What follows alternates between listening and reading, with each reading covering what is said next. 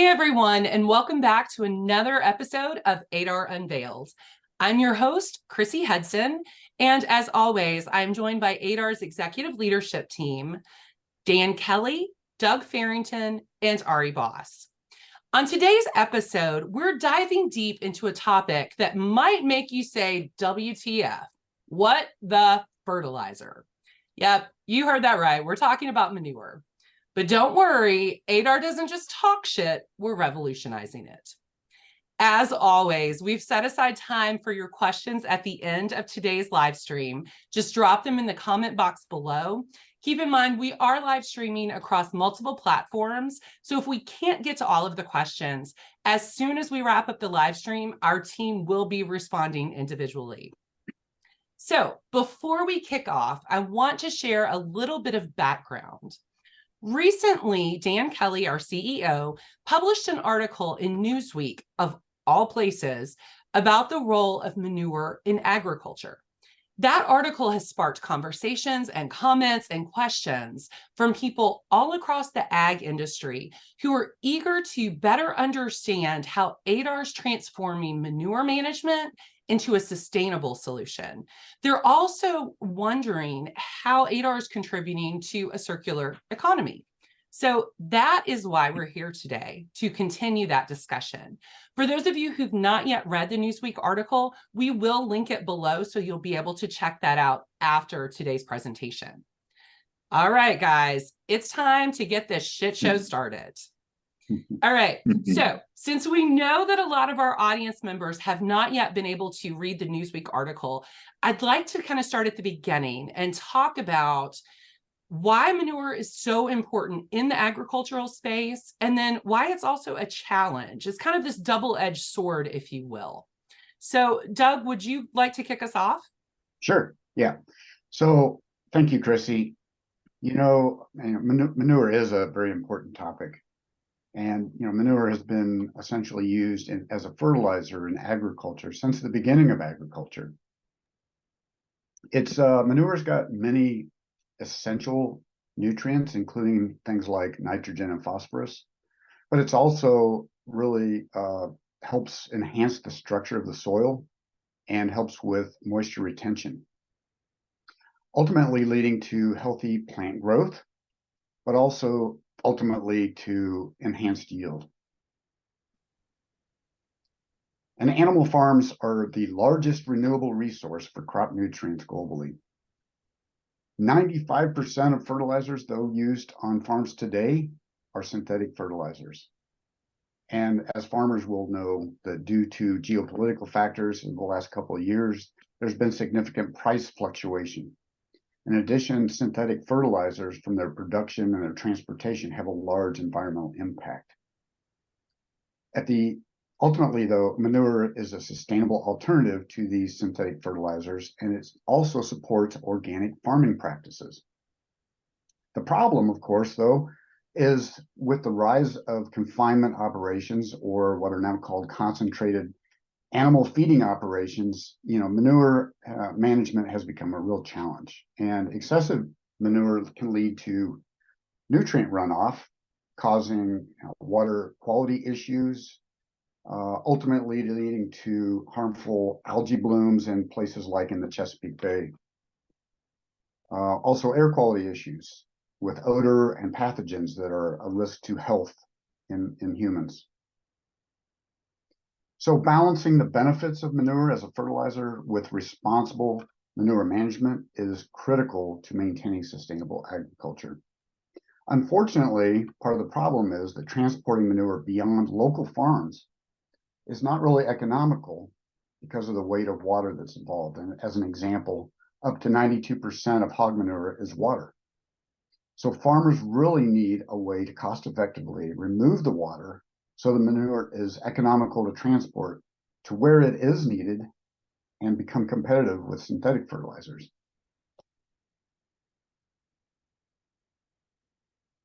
Okay, so Doug, you kind of touched on this, but I want to open this up to the full team. You just talked about some of the challenges as far as managing manure, but more so on the farm level, on the actual farm level, what challenges are there and how can ADAR's ADS technology help to mitigate some of those challenges? Part of the, if I'll just jump in here, part of the general problem in the industry is that farmers, growers, we use the term interchangeably, if you will, have too much manure. That's generally a growing problem within hog farms, turkey farms, etc. And they need to figure out what to do with it. And every year they have to make decisions. And the decisions are, do I keep it? Do I store it? Do I apply it on my fields? Do I create some other byproduct from it, whether it be energy, fertilizer, etc.? Or do I sell it? Do I transport it? And those decisions are real and active and fluid, depending on the needs of the farmer or grower at that given time based on environmental conditions. And so storage is a real problem for farmers. Disposal is a real problem. Most hog producers actually don't even know how to dispose of it effectively. We've learned by speaking with many in the industry. They know they can sell it, but they don't necessarily know how to get the true economics out of that specific byproduct. And so that's number one. Number two is just from my perspective, there's an odor and an environmental challenge here. So Doug spoke on it very briefly. You've got water treatment issues, specifically seepage going into the groundwater, into the local communities, which is for right reason creating a lot of disturbance within the local communities and a lot of concern by environmentalists as well as legislatures. And then, quite frankly, this is a very simple one. Everybody understands that if they've driven through the heartland of America, at least, the odor from these producers is just, it's a nuisance. And quite frankly, neighbors are starting to sue producers. They're starting to sue the counties because of air pollution and specifically smell. And to our knowledge, there isn't a solution to date in the marketplace that actually eliminates the odor as effectively as we do. And so not only do we provide a cost-effective solution of actually creating a fine powder that can be stored much easier as a commodity now versus as a wet substance, which means that we can actually extend the shelf life of that manure for the farmer himself, or we eliminate the vast majority of water weight for the farmer, which means that it can be transported for far, far less from their farm to another farm through co-ops, etc. That's a really big deal that develops massive ROI to the bottom line for the entire industry. And so we also eliminate the water and the mold and bacteria, which means that it has a longer shelf life. So meaning, like I was saying before, the farmer can actually make the decision to store it and to apply it with a longer shelf life on farm, which creates more of a circular economy, which is a topic that I'm very passionate about. Sometimes a term overused, but not fully understood. And so not only do we help from a waste management perspective, but we also create additional profitability on farm. So that's what I'd say from that perspective. We could create anything from valuable fertilizers to energy production. And it's pretty awesome what we can do. One thing I'll just real quick before I stop talking here. I want to show people, I just was looking at something on the web. I'm an avid reader of the Wall Street Journal, have been in middle school, quite frankly, which everybody thought I was weird at that time, but here I still enjoy reading it. Here's something that I just wanted to show people. Everyone can find this for themselves, but this is a example that this article was last July, but this is an article that talks about the growing problem of hog farmers specifically in Iowa and the lawsuits that are happening between neighbors, between counties, etc. And the ultimate problem, and this is the look and smell of money, if you will, right here. The ultimate problem as we go down here, that average number of hogs per Iowa farm is going through the roof from a profitability perspective because it's more predictable from an ROI perspective. But we've got significant problems with dirty water because of the seepage we're talking about. We've got significant problem within the wells, and we've got just unhappy neighbors. And quite frankly, we are a solution that eliminates, if nothing else, a nuisance odor problem. So people can check this out for themselves, but this is a really informative article by the Wall Street Journal. Yeah, I'll be sure to drop that link to the Wall Street Journal article in the comments as well. So that way people can read not just, you know, your Newsweek article, but also the Wall Street Journal article about the nuisance. And I know that I'm in Kentucky and smells are here as well. That is not just an Iowa issue, that's everywhere. So I'd like to transition a little bit because for our audience, you guys can tell 3 members who are here today are based in the US. Ari is in the Netherlands. We know from a process standpoint, as well as from a regulatory standpoint, the US and Europe are very different when it comes to regulations, expectations, and processes. Ari, do you want to speak to some of the upcoming changes within Europe and kind of talk through how manure management is handled now versus what those upcoming changes will result in? Yes, thank you, Chrissy. In Europe, we have probably a bit more regulated system for manure. For instance, there are areas like the Netherlands where a lot of manure is produced, but there's actually way too little land to spread it over. It is all very strictly regulated by the European Union. So what is the current level is 140 pounds of nitrogen per acre. I've made that translation to US dimensions here. But in many countries, these rules are used very flexible. Now, European Union has announced that from 2026 on, that flexibility is gone. So it must be very strict to the levels that the European Union has used. So what happens now is that you can do a few things. For instance, in Italy, farmers rent empty land just to be able to spread the manure there, even if they don't use it, but just not to cross that limit that the standard is, right? And not to become in default of that. Other things that happen is that some farmers really shrink that livestock because they cannot get rid of the manure. But economically, that's very dangerous because the investments have been based on a certain amount of livestock, right? And you cannot just shrink it down by 50% in order to and then stay profitable. It's not possible. So what you also see is that a lot of this manure is being exported. For instance, manure from the Netherlands is exported to the south of France, to Spain, even to the Middle East, to be used as fertilizer. But then there are other regulations that say it must be sanitized, fully sanitized.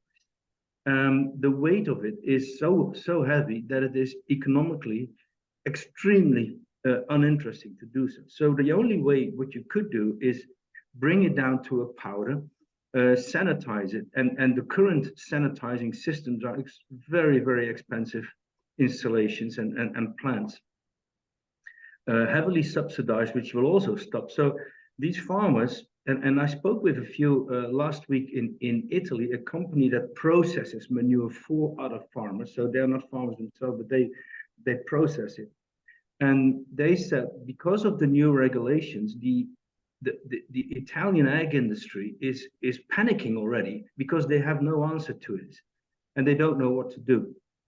So I believe that those regulations will only get more stringent and more stringent over the next decade. And one of the reasons is that for these regulations is that if farmers spread out the manure just like that, as we always seen, right? First, you kill the soil by the heavy machines that you put on the ground, and second, by just over flooding the soil with a nitrogen and phosphates. So that is why in the long run, you kill the soil, you kill the organic components in the soil that you need to grow new crop. And that is why the European Union is getting more and more and more straightforward with those regulations. One thing I was going to add, Ari, quickly, I'd like your opinion on this, but some people that will be watching this webinar series, aren't necessarily from the agriculture industry, and this is a learning experience for them. Could you or Doug answer the question on, why can't a farmer who has both hog, cattle, as well as crop, just always apply everything that they are producing from the hogs on their farm? Specifically, what happens when crops get too much phosphorus and these type of things, right? How it actually starts to harm the underlying crops. Why can't they just place it all on their farm right now? Well, most it is because they produce just way too much. Yeah. And if you put, you would actually chemically kill the soil. You will chemically kill the organic stuff that is in the soil that you need to grow next year's and the years after's crop. And so one may think, oh, it's good to have a lot of fertilizer, but at the end of the day, it's really not that good. So what we need to do, and there are already all kinds of experiments here in the Netherlands and in other places, is looking at precision fertilization. Right. So you don't just spread it all over the land, but you just put it there where you want to have the seedling. So there are methods, and I'll show you some samples of it in a minute.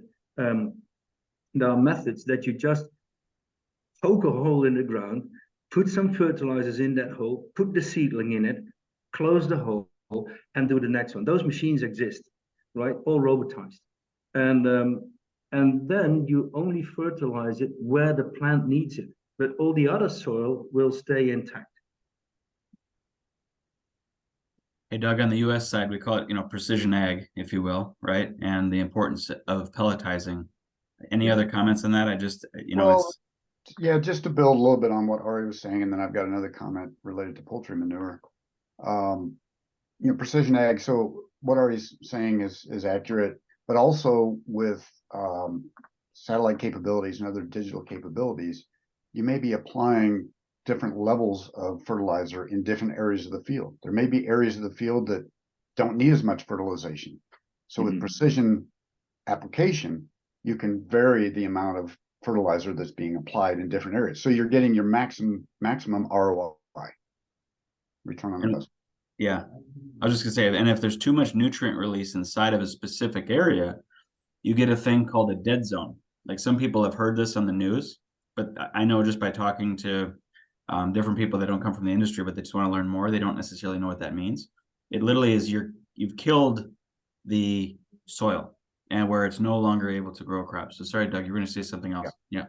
On poultry manure, just to answer your question further, Dan, poultry manure, as an example, has to be composted before it can be applied because it is hot, is what the term is. It's too hot. It's got too much nitrogen, and it will burn the plant material. Yeah, here in Europe, in the Netherlands, we have a lot of poultry, and it is not even allowed to use that in any way, in any form as a fertilizer. It's all burned. Right. And think about that, because it's all collected from many different places, and it is all being transported to one incineration site, which takes a lot of trucks, a lot of fuel, a lot of CO2, and at the end, the stuff is being incinerated, creating a load of CO2. Right. And so it is all a very inefficient and non-profitable industry. And we think that we could change that by making it much more efficient. I think people discount the amount of methane that's released from just manure sitting on the surface anywhere, right? And it's an incredible amount of methane that's released. So yeah. if well, we can capture if that, you look at the methane factor, if you look at most farms here in Europe, they are indoor farms, which is quite different than in the US. Yeah. And so the manure is all collected in basements or cellars, right? It's transported, but after a few days, the methane production starts. It's not immediately. It starts only after 5-6 days. And then you have to take that out and bring it to those processing plants, which are not efficient. But you could also say, why don't we process it right on the spot, right? Before the methane starts being evaporating from manure. So if you would be able to process the manure, let's say the day it is being produced by the animals, then the whole methane problem would not exist. And you'd create a closed loop system. And you create a closed loop system. Yeah, which is what the circular economy is, if you will. Yeah, we have been designing a system that all the manure is being dried, processed, the water is being rinsed, can be completely reused. It's cleaner than tap water. We take out the minerals, we take out the organics, feed the minerals and the organics back into the feed, so you have 100% circular plant. We haven't built it yet, but we're planning to build it in a year or two. So Ari, I think earlier you had shown us that nice little canister of dried manure. Can you share that with our audience? So everybody can envision what manure looks like on a farm. Okay, we don't need to show you a picture. You understand what wet manure looks like. After it's been processed through ADAR's ADS unit, show our audience what the output actually looks like.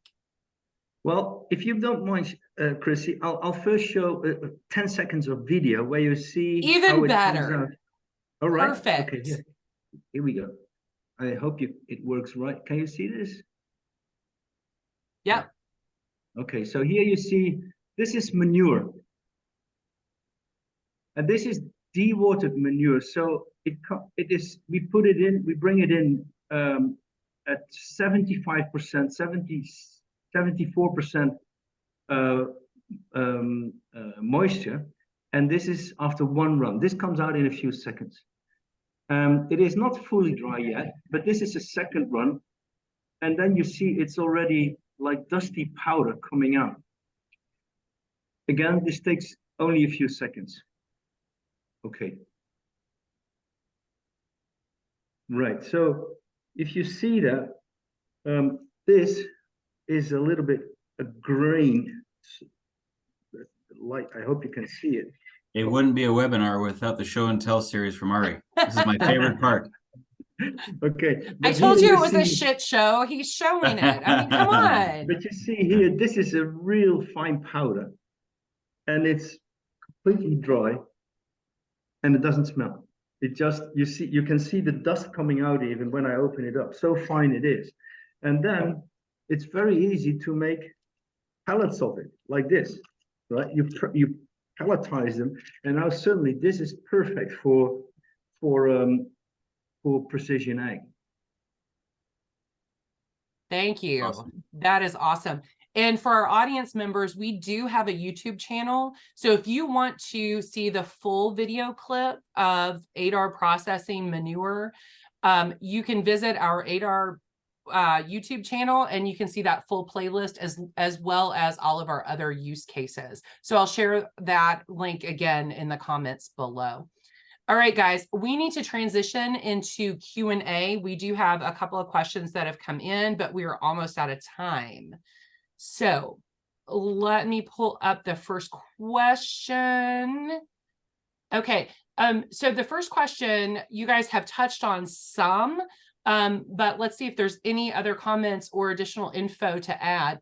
How does ADAR's technology align with circular economy principles, Circular economy, of course, is very popular. It's a buzz phrase within the sustainability industry right now, or industries. So who would like to tackle that and kind of kick us off with circular economy? If you don't mind, let me tackle that one. It's a passionate topic of mine. We addressed this earlier in our talk here, but it's all about creating a closed loop system. And what I want to share is the ability of converting manure into a dry product that is lightweight and retains the nutrient value as the original feedstock is the game changer, to be very specific. That ADAR is bringing the economy right now related to a circular economy. Specifically, because we don't use heat, is what I just want to be clear. That's how this all works, just using very plain English. We do not use heat where the competitors or the historical technology does, which kills a vast majority of the nutrient value and the caloric value. And why that's important to know is that when you retain that nutrient value as the output, that output can be used for things such as a high nutrient value fertilizer, which is the most common utilization today, easiest to apply on farm, right? So literally taking it from trough to field in that they can store easily and apply it throughout the year or years as they so determine by that farmer, helping them in their profitability. That's number one.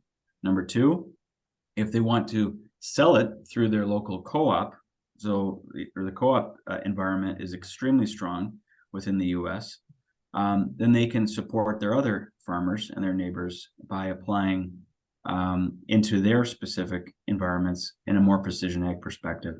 Also, we can create downstream benefits such as the creation of energy. We can create biogas. We can create where it can be an input for the creation of hydrogen.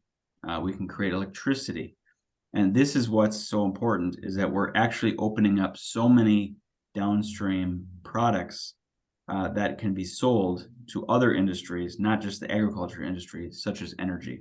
And that's a real game changer. So the whole concept is of a circular economy and a closed loop system is theoretically that product never leaves farm, but if it does need to leave farm, if you will, then it goes within the local area or the local region to create some other byproduct at a very efficient economical cost. And that is how we're, quite frankly, moving the needle. Awesome. All right, let's move on to our next question. All right, so this is a good one. So we know the world counts on farmers. Farmers, very important job. We count on them for food. We need them to do their job. The challenge Horribly difficult job. Been there, done that. Yeah. Ooh. Really Yes. tough job. Yeah. Absolutely. And we count on them. It's a very important role. They want to do what's right. They want to support environmental movements. They want to be sustainable. But the reality is, from an economical standpoint, they still have to feed their own families, right? They still have to be able to have an ROI that allows them to continue in business. So how can the agricultural industry balance the benefits of manure with that environmental responsibility? We kind of touched on it earlier, but who would like to tackle that balance? All right, Doug, take it away. I'll start anyway. Well, first off, I think it starts with data. Having accurate, complete, relevant data to use in analyzing various alternatives really gives us wisdom to make the right choices. So I always kind of revert back to having data. So keep good records and apply that when you're making choices. In many years, we've talked a little bit about precision agriculture already. In the many years of data that I've looked at over my career, implementing precision farming techniques, including in the use of application of manure fertilizer, there's a lot of benefits, including increased ROI and farm sustainability. The other aspect I would mention is looking at new and sometimes seemingly ridiculous business models and business opportunities. I mean, who would have thought that we would be at a point in time where the difference maybe between a year of farm losses and profits could come down to manure sales. Right. So be open and look at new and seemingly ridiculous ideas sometimes. And to that end, there are a number of research programs involving manure. A number of land grant universities are working on programs that you as farmers can get involved in. And you can benefit from some of this new technology by participating and helping shape the future of manure management. And then lastly, and most importantly for this conversation, is investing in technologies like ADARs to process and turn waste material into profit while reducing your environmental impact. And I'll just mention also while I'm on the topic of ADAR's technology, that it's a very simple system with 4 buttons. And I know farm labor is a big challenge for farmers, at least in the US. And with 4 buttons to operate, it's essentially running virtually unattended, which is reducing the demands on scarce labor.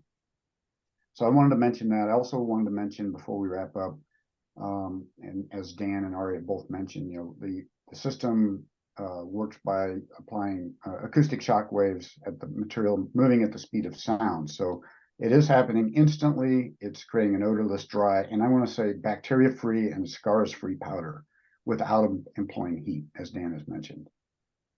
And Doug, next to that, it is interesting to note it doesn't use any fossil fuels. Yeah. It just works on. It can even work on solar power. Right. It uses a constant amount of electricity, and it can run 24/7. So if you have large quantities or you want to share quantities with your neighbor, right, you can just simply join. Mm-hmm. Yeah, all right. Thanks. So I think that response is a great lead into what will be our last question for the Q&A.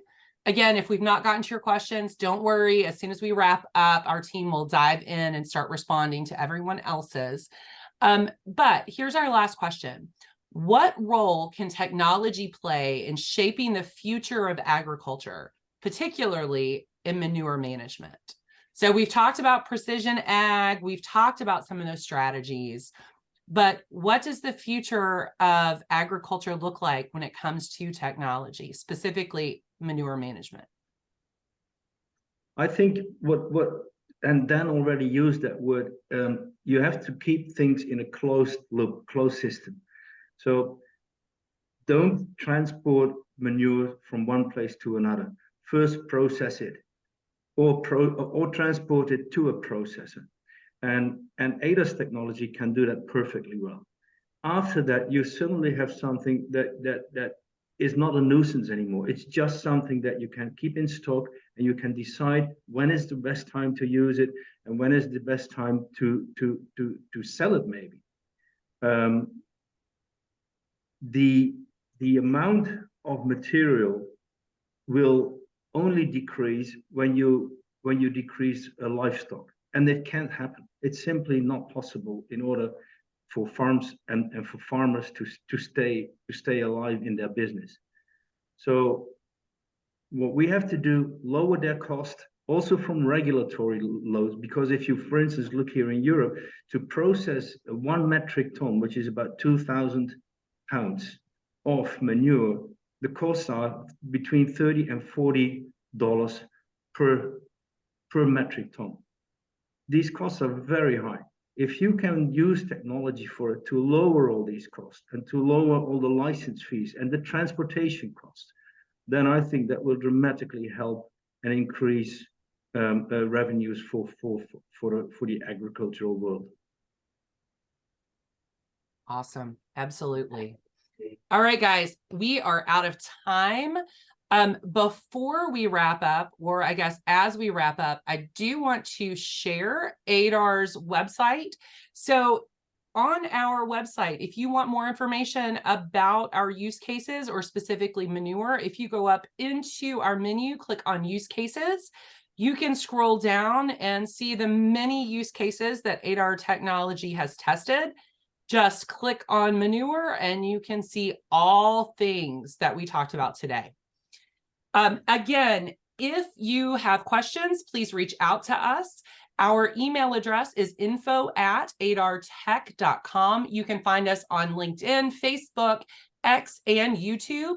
On most platforms, we are listed as @ADAR Tech or @ADAR Technologies. We thank you, Dan, Doug, and Ari, for a lively discussion yet again. We will be back next time with another use case and discussion topic. In the meantime, if you would like to stay up to date on all things ADAR, upcoming research, upcoming events, be sure to sign up for our shit list, aka our newsletter. Just visit ADAR's website, click on join the shit list at the bottom of the page, and we will make sure to add you to our email newsletter. Thank you again, guys. Everyone have a wonderful day.